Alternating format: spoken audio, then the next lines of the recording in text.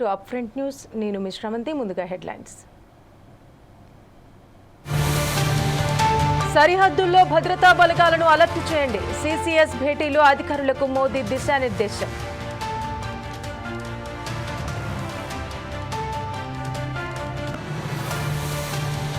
దాయాది దేశంతో సంబంధాలపై కఠిన నిర్ణయాలు. ఇవాళ ఢిల్లీలో రాజ్నాథ్ అధ్యక్షతన అఖిలపక్ష భేటీ.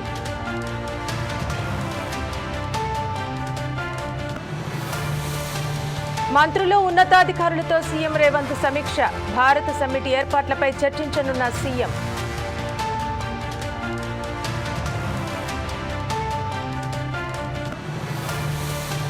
తెలుగు రాష్ట్రాల్లో మండుతున్న ఎండలు. వడగాలులు వీచే అవకాశం ఉందన్న అధికారులు.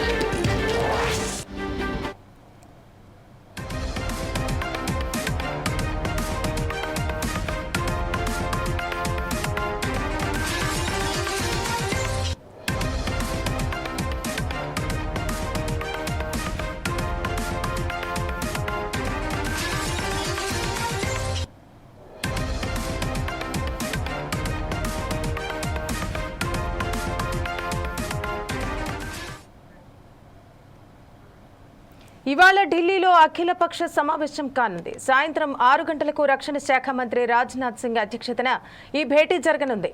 పహల్గామ్ ఉగ్రదాడిపై తీవ్ర ఆగ్రహంతో ఉన్న భారత్ కౌంటర్ అటాక్ కు సిద్ధమవుతున్నట్టు సమాచారం. త్వరలో పీఓకే టెర్రరిస్టులే టార్గెట్ గా ఆపరేషన్ ఉండే అవకాశం ఉంది.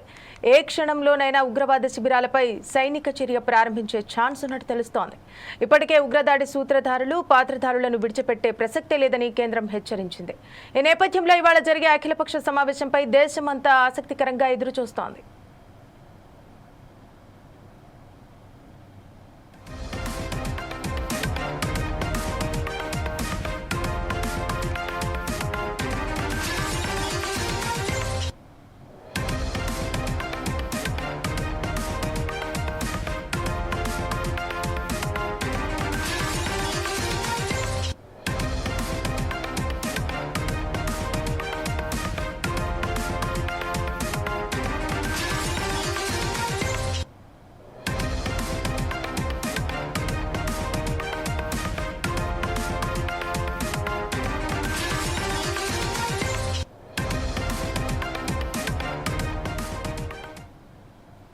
ఇక దీనికి సంబంధించి మరింత సమాచారం మా ఇన్పుట్ ఎడిటర్ శ్రీనివాస్ అందిస్తారు. శ్రీనివాస్, చెప్పండి, అంటే భారతదేశం మొత్తం ఎంతో ఉత్కంఠతో ఎదురు చూస్తోంది. అంటే తిరిగి మళ్ళీ అంటే ఏ విధంగా ఎదుర్కొంటారు అనే దాని గురించి ఒకసారి వివరాలు తెలిపండి.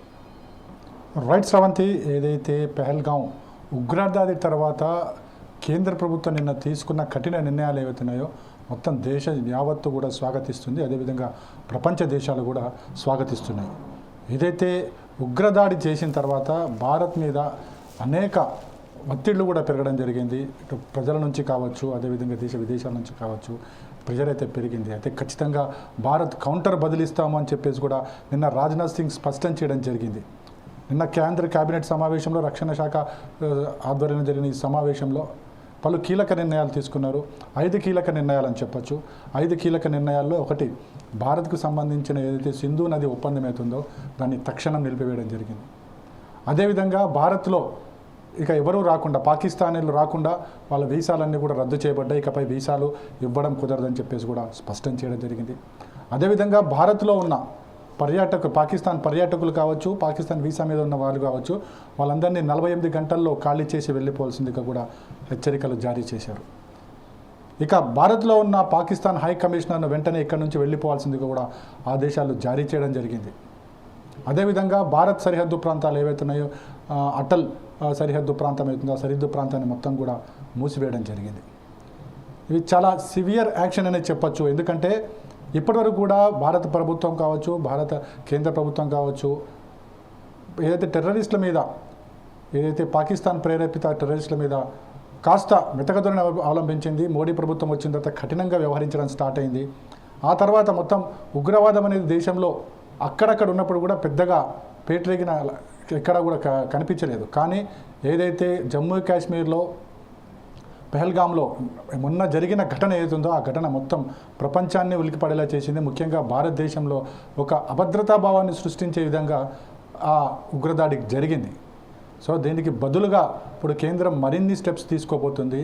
నిన్న ఏదైతే రక్షణ శాఖ మంత్రి రాజ్నాథ్ సింగ్ చెప్పిన దాని ప్రకారము ప్రపంచమంతా ఆశ్చర్యపడే రీతిలో తమ చర్యలు ఉండబోతున్నాయని స్పష్టం చేయడం జరిగింది.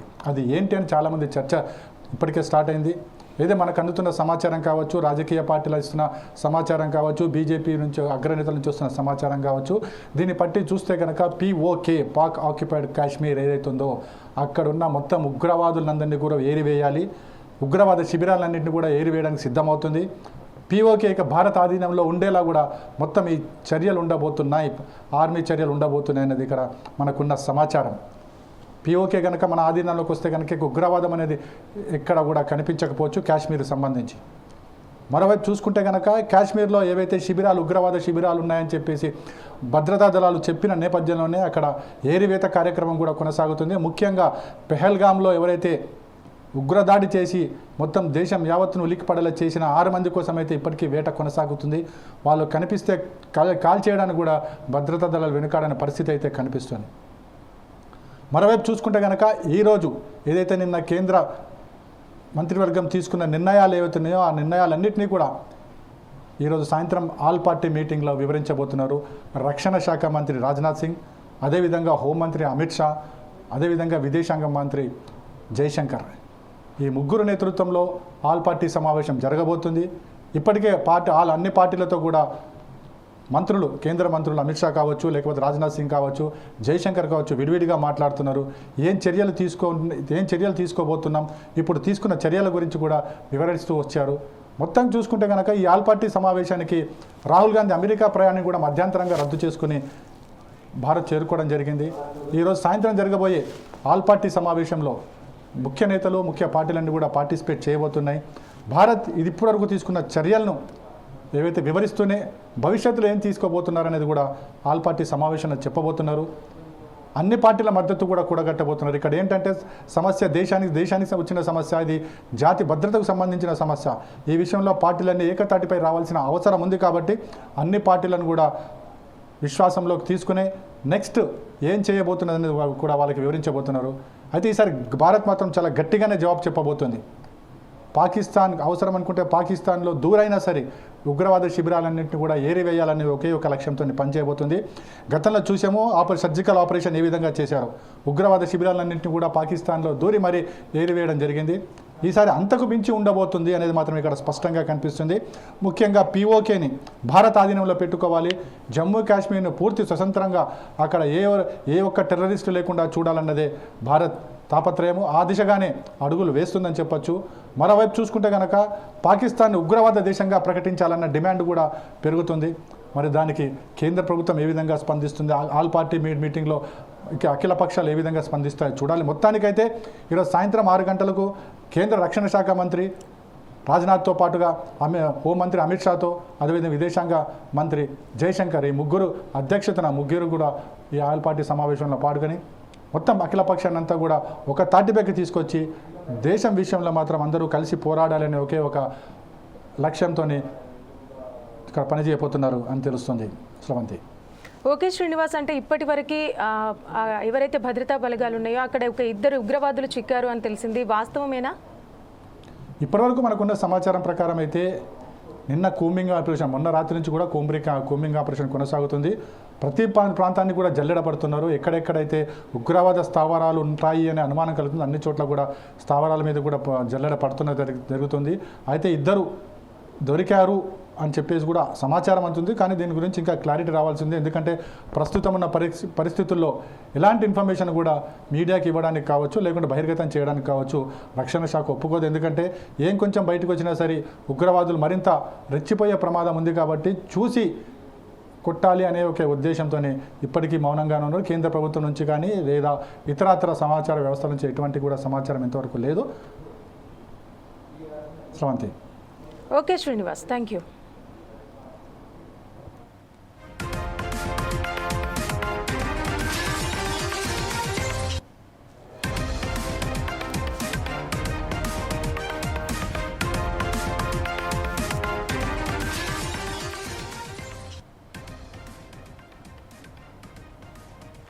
జమ్మూ కాశ్మీర్ పహల్గాంలో పర్యాటకులపై జరిగిన ఉగ్రదాడిని తీవ్రంగా ఖండించింది భారత సర్కారం. ఈ నరమేధానికి పాల్పడిన ముష్కరులను శిక్షించడంతో పాటు వారిని ఎగదోస్తున్న శక్తులను బాధ్యులుగా నిలబెడతామంటూ పాకిస్తాన్ను గట్టిగా హెచ్చరించింది. ఇందులో భాగంగా నిన్న ఢిల్లీలోని లోక్ నాయక్ మార్గులో ఉన్న ప్రధాని నివాసంలో భద్రతా వ్యవహారాల కేబినెట్ కమిటీ భేటీ అయింది. 2 గంటల పాటు జరిగిన ఈ సీసీఎస్ మీటింగ్లో పలు కీలక నిర్ణయాలు తీసుకుంది. పాకిస్తాన్ దాహార్తిని తీర్చే సింధు జలాల ఒప్పందాన్ని రద్దు చేసేసింది. వాఘా అట్టారీ సరిహద్దును తక్షణం మూసివేసింది.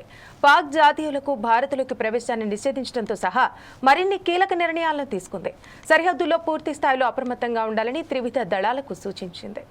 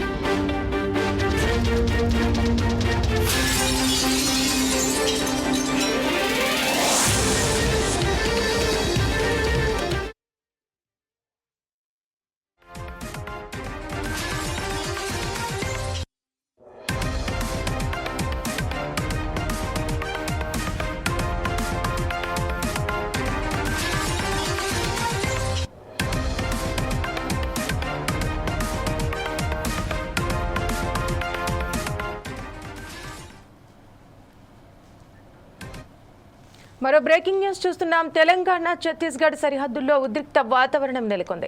2 రోజులుగా కర్రెగుట్టల ప్రాంతంలో భద్రతా బలగాలు కూంబింగ్ నిర్వహిస్తున్నాయి. మావోయిస్టులు పెద్ద సంఖ్యలో తలదాచుకున్నారన్న సమాచారంతో సెర్చ్ ఆపరేషన్ కొనసాగిస్తున్నాయి. అడవుల్లో అణువణువు గాలిస్తున్నాయి. కర్రెగుట్టల ప్రాంతాన్ని కలిపే గ్రామాలకు రాకపోకలు నిలిపివేశాయి భద్రతా దళాలు. మరోవైపు భీమవరంపాడు, రాంపురం, ఊసూరు ప్రాంతాల్లో బాంబుల మూతలు వినిపిస్తున్నాయని స్థానికులు చెబుతున్నారు. తీవ్ర భయాందోళనలో బిక్కుబిక్కుమంటూ గడుపుతున్నామంటూ ఆవేదన వ్యక్తం చేస్తున్నారు. ఇక ఛత్తీస్గఢ్ బీజాపూర్ జిల్లా ఊసూరు పోలీస్ స్టేషన్ పరిధిలోని కర్రెగుట్టల ప్రాంతం తెలంగాణలోని ములుగు జిల్లా వెంకటాపురానికి సరిహద్దుగా ఉంది. కర్రెగుట్టల కేంద్రంగా మావోయిస్టులు పెద్ద సంఖ్యలో ఉన్నారనే సమాచారంతో కేంద్ర పారామిలిటరీ బలగాల నేతృత్వంలో ఛత్తీస్గఢ్ పోలీసులు ఈ ప్రాంతంలో ఆపరేషన్ ప్రారంభించారు. సాయుధ బలగాలు పెద్ద సంఖ్యలో కర్రెగుట్టల ప్రాంతాన్ని చుట్టుముట్టి దాదాపు 30 గంటలకు పైగా ఏకధాటిగా కూంబింగ్ నిర్వహిస్తున్నారు. కర్రెగుట్టల ఏరియాను కలిపే గ్రామాలకు రాకపోకలను సైతం బలగాలు మూసివేశాయి.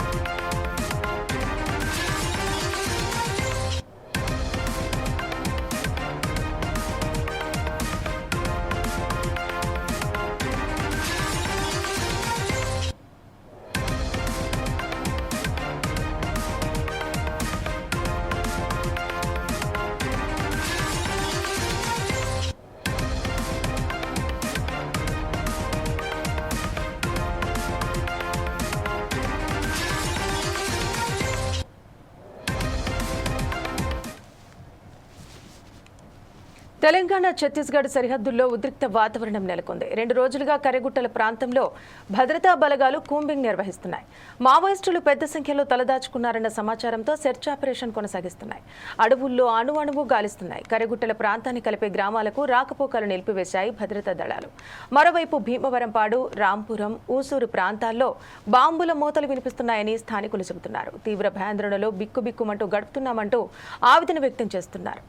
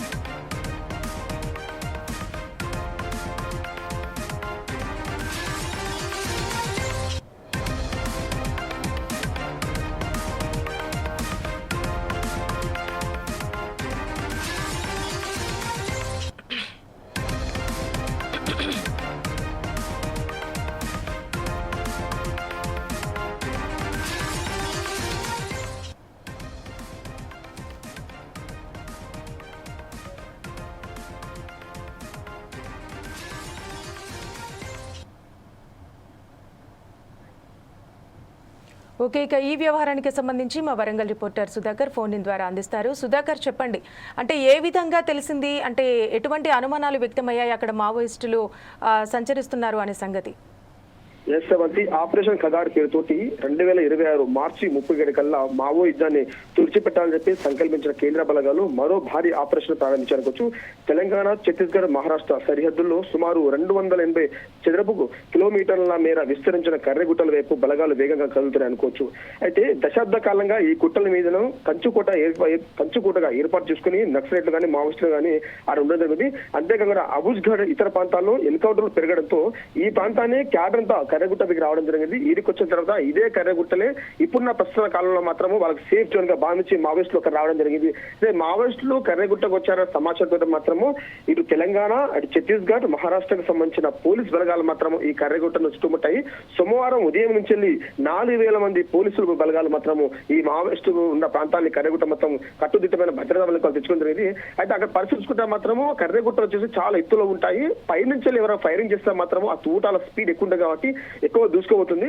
కింది నుంచి ఎవరైనా ఫైర్ చేస్తే మాత్రం పైకి వెళ్లే కొద్దీ వాడి వేగం తగ్గుతుంది. కాబట్టి ఈ కింది భాగంలో ఉన్న మావోయిస్టులకు పైనుంచి ఇన్ కేసు పోలీసులు ఫైరింగ్ చేస్తే మాత్రము ఖచ్చితంగా నష్టం అవుతుంది. ఏదేమైనా ఒకటే చూసుకోవచ్చు, గతంలో చూసుకుంటే ఇదే ప్రాంతంలో పోలీసులకు మావోయిస్టులు ఎన్కౌంటర్ మాత్రం ఎంతో మంది మావోయిస్టులు తన ప్రాణాలు కోల్పోయారు. అయితే ఈ మధ్య కాలంలో పోలీసులకు మావోయిస్టుల ఎన్కౌంటర్ లో అగ్రస్త నేతలైన ఒక 4 చనిపోవడంతో మాత్రం మావోయిస్టుల మధ్య కొంతవరకు శాంతియుత చర్చలకు మీరు సిద్ధంగా ఉన్నట్టు లేఖ కూడా విడుదల చేయడం. అయితే శాంతియుత చర్చలకు మేము ఉన్నాము లేఖ విడుదల చేసిన తర్వాత కూడా ఈ కర్రెగుట్ట ప్రాంతంలో మావోయిస్టులు ఉన్నారంటే మాత్రము సమాచారం వచ్చిన నేపథ్యంలో ఇటు తెలంగాణ, మహారాష్ట్ర, ఛత్తీస్గఢ్ చెందిన పోలీసులు మాత్రం ఈ దండకారణం మొత్తం జల్లెడబడుతున్నాయి. అయితే ఒకటే చూసుకోవచ్చు, గతంలో ఒక లేఖ కూడా విడుదల చేయడం జరిగింది. కర్రెగుట్ట ప్రాంతంలో మావోయిస్టులు మందు పాత్ర ఏర్పాటు చేశారు, ఇక్కడ ఆదివాసులు కానీ గిరిజనులు ఇతర ఏమైనా వస్తే మాత్రము ఈ బాంబు దాడికి ప్రెజర్ బాంబులకు చనిపోవాలంటే ఒక లేఖ రావడం జరిగింది. ఈ లేఖ విడుదల చేసిన తర్వాత మరో 24 గంటల్లో మరొక లేఖ రావడం జరిగింది. ఈ లేఖ మావోయిస్టులు పంపలేదు, ఎవరో మావోయిస్టు పార్టీని తప్పుదేవా పట్టించడం కోసం మాత్రమే ఈ లేఖ విడుదల చెప్పడం జరిగింది. ఇదంతా చూస్తుంటే మాత్రం ప్రస్తుతం పరిస్థితులు మాత్రము మావోయిస్టు పార్టీని అంతం చేయడం కోసమే ఎవరో ఇటువంటి పన్నాగాలు చేస్తుంటే మాత్రం వార్తలు బతికొచ్చాయి. అయితే ఈ ఆపరేషన్ ఖగార్ లో భాగంగా ప్రస్తుతం చూసుకుంటే ఆపరేషన్ కర్రెగుట్టలను పట్టుకోవడం జరిగింది. సుమారు 4000 నుంచి 5000 మంది పోలీసులు ఈ కర్రెగుట్ట ప్రాంతాన్ని మొత్తం పకడ్బందీగా చూసుకునే జరుగుతుంది. సోమవారం ఉదయం నుంచి చూసుకుంటే ఈ రోజు వరకు మాత్రం అంటే గురువారం వరకు సుమారు 3 రోజుల కాల వ్యవధి నుంచి పోలీసు బలగాలు మాత్రం ఈ అడవి ప్రాంతాన్ని మొత్తం జల్లెడబడుతున్నాయి. అంతేకాకుండా డ్రోన్ల ద్వారా, హెలికాప్టర్ల ద్వారా కూడా ఆ ప్రాంతాన్ని మొత్తం జల్లెడబడుతున్నారు పోలీసులు. ఏదేమైనా 2024 మార్చి 31 టార్గెట్ చేసుకున్న కేంద్ర బలగాలు కానీ, కేంద్ర ప్రభుత్వం కానీ ఈ మావోయిస్టులు మొత్తం భారతదేశం లేకుండా అంతరించే విధంగా ఈ ప్రణాళికలు చేపట్టనుకోవచ్చు. టార్గెట్ హిడ్మా. అయితే ఈ కర్రెగుట్ట ప్రాంతంలో హిడ్మా ఉన్నారనే సమాచారంతో మాత్రము పకడ్బందీగా పోలీసులు ఈ హిడ్మాను టార్గెట్ చేసుకుని రావడం జరిగింది. కానీ మనకు వచ్చిన సమాచారం మాత్రం హిడ్మా ఆ ప్రాంతంలో లేడు. పోలీసులు అక్కడ ఇచ్చిన వెంటనే అక్కడి నుంచి ప్రాంతం నుంచి హిడ్మా వెళ్ళిపోయిన సమాచారం ఉంది. ఏదేమైనా ఈ తెలంగాణ, రాష్ట్రంలో ములుగు జిల్లా మరియు భద్రాద్రి కొత్తగూడెం జిల్లాకు సంబంధించి సుమారు 80 కిలోమీటర్ల మేర ఈ కర్యాగుట్ట ప్రాంతం ఉంటుంది.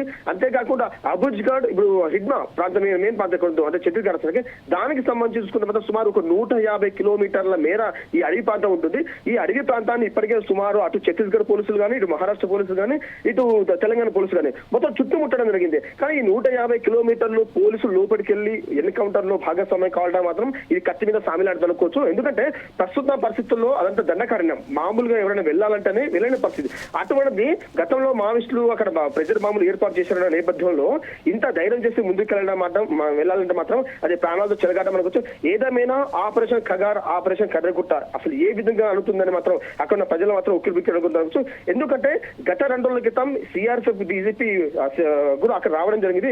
ఏజెన్సీ ప్రాంతాల్లో ఉన్న ప్రజలందరినీ మీరు బయటికి రావద్దంటే మాత్రం వాళ్ళ ఇళ్లకే పరిమితం అయ్యే విధంగా పోలీసులు వాళ్ళకు చెప్పడం జరిగింది. ఈ నేపథ్యంలో ఆ ప్రాంతంలో ఉన్న ఆదివాసులు కానీ, ఏజెన్సీ ప్రాంత ప్రజలు మాత్రం ఏ సమయాన ఎటువంటి వార్త వినాల్సి ఉంటుందో అనే భయంగా వాళ్ళ జీవనం కొనసాగుతూ. ఓకే సుధాకర్, అంటే మీరు అక్కడ అన్నారు కదా ఇందాక బాంబ్ బ్లాస్టింగ్ జరిగింది, ఆ సౌండ్ విని అక్కడ ఉన్నటువంటి ప్రజలందరూ భయాందోళనల మధ్య కొట్టుమిట్టాడుతున్నారు అన్నట్టు మీరు చెప్పారు కదా, అంటే ఎవరికైనా ఏమైనా జరిగిందా? అసలు బాంబ్ బ్లాస్టింగ్ ఎందుకు జరిగిందంటారు? అంటే గతంలో ఇదే కర్రగుట్ట ప్రాంతంలో వచ్చేసి మావోయిస్టులు అమర్చిన ప్రెజర్ బాంబ్ ద్వారా వంట చెరుకు కోసం అనేది అడవి సంపద కోసం కొంతమంది గిరిజనులు అడవికి వెళ్ళేసి అడవి సంపద కోసం వెళ్ళడం జరిగింది. ఆ నేపథ్యంలో అక్కడ గతంలో ఏర్పాటు చేసిన ప్రెజర్ బాంబుల వల్ల మాత్రం 2 ప్రాణాలు పోవడం జరిగింది. అంతేకాకుండా కొంతమంది గాయాలు కావడం జరిగింది. అయితే ఈ 2 వారం రోజుల ఎక్కడ ఈ లేఖ విడుదలయ్యాయో, ఈ లేఖ వచ్చిన తర్వాత నిజంగానే అక్కడ బాంబులు ఉన్నాయా అనే భయంతో మాత్రం ఇక్కడ ఏజెన్సీ ప్రాంతాలు భయపడుతున్నారు. ఒకటే చూసుకోవద్దు, పోలీసులు కానీ మావోయిస్టులు కానీ ఏజెన్సీ ప్రాంతంలో ఒక ఎన్కౌంటర్ జరుగుతుంటే మాత్రం ఖచ్చితంగా ఆదివాసులు కానీ ఆ గిరిజనుల ప్రజలు మాత్రం భయంగా కూడగాల్సింది. ఎందుకంటే ఛత్తీస్గఢ్ రాష్ట్రాన్ని చూసుకుంటే తెలంగాణ రాష్ట్రానికి సరిహద్దు ప్రాంతాల్లో ఉన్న ఈ కర్రగుట్టలలో చుట్టూ ఉన్న ప్రాంతాల మొత్తం ఏజెన్సీ ప్రాంతాలు, గిరిజనులు అక్కడ నివసించేవాళ్ళు. అయితే ఇప్పుడు ఉన్న మావోయిస్టులు ఉన్న మాత్రం చాలా మంది ఈ ఆదివాసీ కుటుంబాలకు చెందిన వాళ్ళే ఆ ప్రాంతంలో ఉన్నారు కాబట్టి, ఆ మావోయిస్టు పార్టీలో కొనసాగుతున్నారు కాబట్టి ఎవరికి ఏం జరిగినా ఆ కుటుంబాలకు సంబంధించిన వ్యక్తులు ఎవరో ఒకరు ప్రాణాలు కోల్పోతారన్న భయంతో మాత్రం ఆ ప్రజలు మాత్రం బిక్కిబిక్కుంటారు అనుకోవచ్చు. ఏదేమైనా ఆపరేషన్ ఖగార్, ఆపరేషన్ కర్రగుట్టలు దీని వల్ల మాత్రం ఇప్పుడు ములుగు జిల్లా కానీ, ఇటు తెలంగాణ రాష్ట్రం కానీ, ఛత్తీస్గఢ్ కానీ ఏ క్షణాన ఎటువంటి వార్త వినాల్సి ఉంటుందో అనే భయంగా ఉంటున్నారు ఈ 2 రాష్ట్ర ప్రజలు అనుకోవచ్చు. ఏదేమైనా పోలీసులు మాత్రం ఇప్పటికే సుమారు 4000 మంది పోలీసు బలగాలు ఈ కర్రగుట్ట ప్రాంతం మొత్తం జల్లెడబట్టుతున్నాయి. కానీ ఎప్పుడైనా ఈ ఫైరింగ్ జరిగితే మాత్రం అంటే ఈ రోజు కానీ రేపటి కానీ ఏ క్షణాన ఎంత పెద్ద ఎన్కౌంటర్ జరుగుతుంది. ఎందుకంటే మావోయిస్టు పార్టీని అణిచివేత కోసం ఇది చాలా పెద్ద రిస్క్ టార్గెట్ ఆపరేషన్ అనుకోవచ్చు. ఎందుకంటే ఇటువంటి ఆపరేషన్ చరిత్రలో ఎప్పుడూ జరగలేదు. ఒకేసారి ఒక ఎన్కౌంటర్ లో అంటే మావోయిస్టు సమాచారంతో సుమారు 4000 పోలీసు బలగాలు ఈ కర్రగుట్టను చుట్టూ తిరుగుతున్నాయంటే ఇటువంటి టార్గెట్ సఫారీగా ఎప్పుడు కొనసాగలేదు. దీన్నే టార్గెట్ చేసుకుని పోలీసులు లోపలికి వెళ్ళడము, పోలీసులు వచ్చే ఖచ్చితంగా వాళ్ళ హతమార్చడం కోసం, వాళ్ళ ఎదురుదాడి కోసం మాత్రం మావోయిస్టులు మాత్రం మీరు చూస్తున్నారు అనుకుంటున్నామండి. Okay, thank you Sudhakar.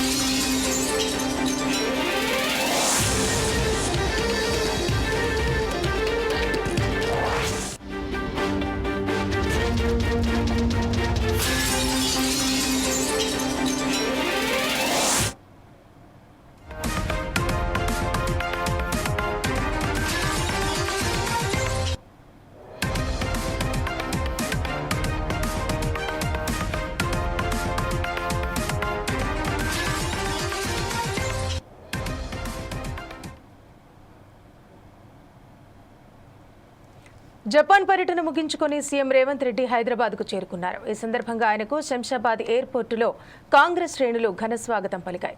ఇక కాసేపట్లో కమాండ్ కంట్రోల్ సెంటర్కు సీఎం రేవంత్ రెడ్డి చేరుకుంటారు. భారత్ సమ్మిట్ ఏర్పాట్లపై మంత్రులు, ఉన్నతాధికారులతో ఆయన సమీక్షించనున్నారు.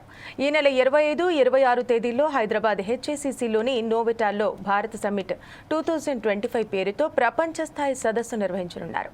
ఈ సమ్మిట్కు 100 దేశాల నుంచి 450 మందికి పైగా ప్రతినిధులు హాజరు కానున్నారు. ఈ సదస్సులో కాంగ్రెస్ అగ్రనేతలు ఖర్గే, రాహుల్ గాంధీ, కేసీ వేణుగోపాల్ పాల్గొననున్నారు. ఈ సందర్భంగా భారత్ సమ్మిట్పై సీఎం రేవంత్ రెడ్డి మంత్రులు, ఉన్నతాధికారులతో చర్చించనున్నారు.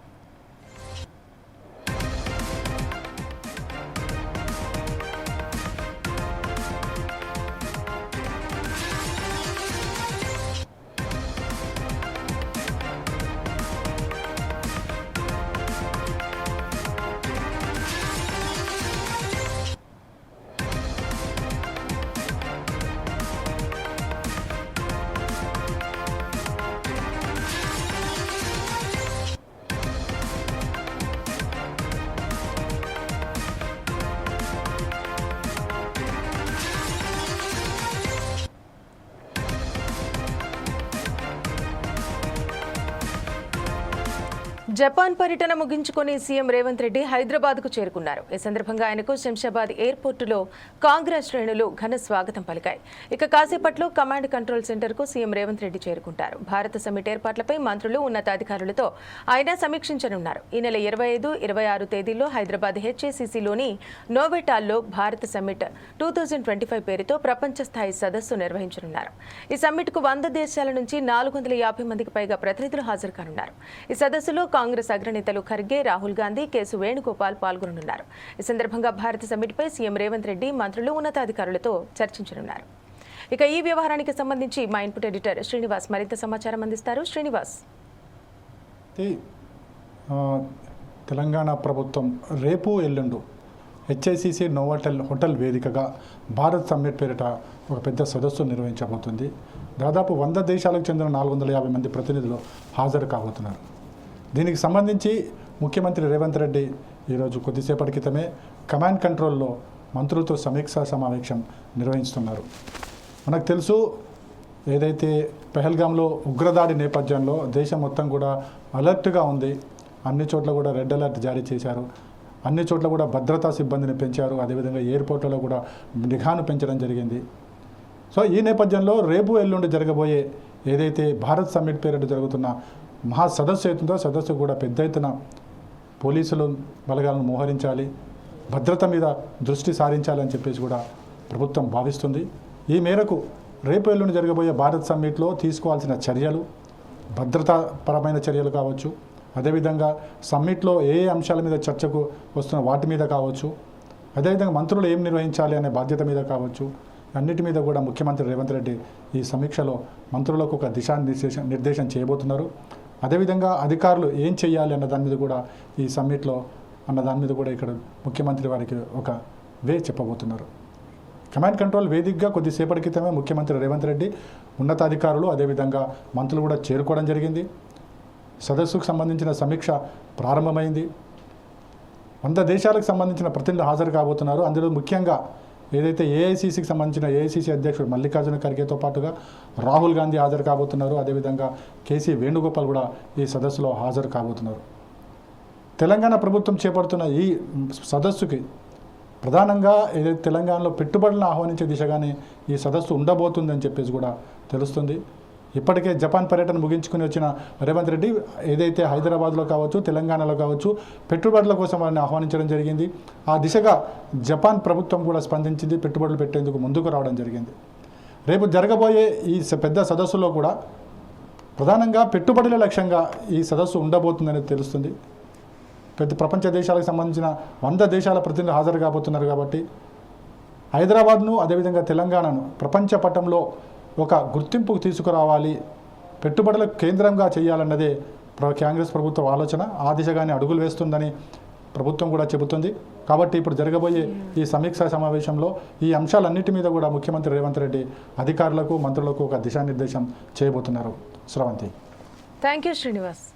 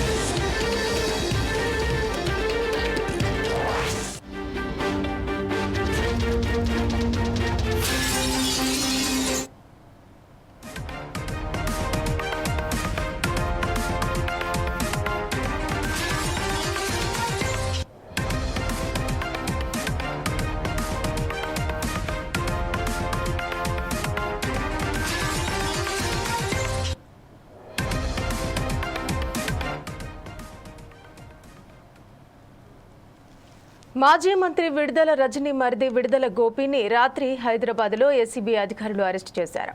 స్టోన్ క్రషర్ యజమానిని బెదిరించి డబ్బులు వసూలు చేశారన్న ఆరోపణలపై కేసు నమోదు చేసిన ఏసీబీ అధికారులు గోపిని అరెస్టు చేశారు. గతంలో విడుదల గోపితో పాటు విడుదల రజనీ, అప్పటి విజిలెన్స్ అధికారి జాషువా, రజనీ పిఏ రామకృష్ణపై ఏసీబీ కేసు నమోదు చేసింది. అయితే ముందస్తు బెయిల్ కోసం హైకోర్టును ఆశ్రయించారు రజనీ, గోపి. అలాగే అప్పటి విజిలెన్స్ అధికారి జాషువా ఏపీ హైకోర్టులో క్వాష్ పిటిషన్ వేయగా కోర్టు తీర్పు రిజర్వ్ చేసింది.